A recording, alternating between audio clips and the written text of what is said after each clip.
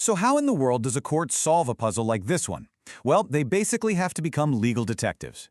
In this case, the Bombay High Court had to go back, meticulously examine the exact wording of the law, and then dig through legal history for clues from a key case from the past.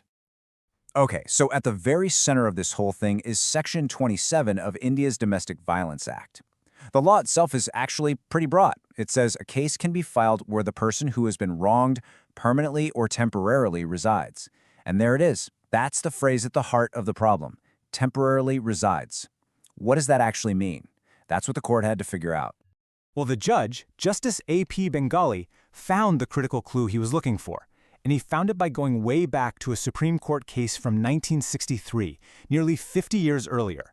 The case was MST Jagirkar versus Jaswant Singh, and this old ruling would provide the perfect framework for his decision. And that 1963 case gave the court exactly what it needed. It laid out 4 crystal-clear principles. First, residing somewhere means more than just, staying for a bit. Second, it requires a real, concrete intention to remain there.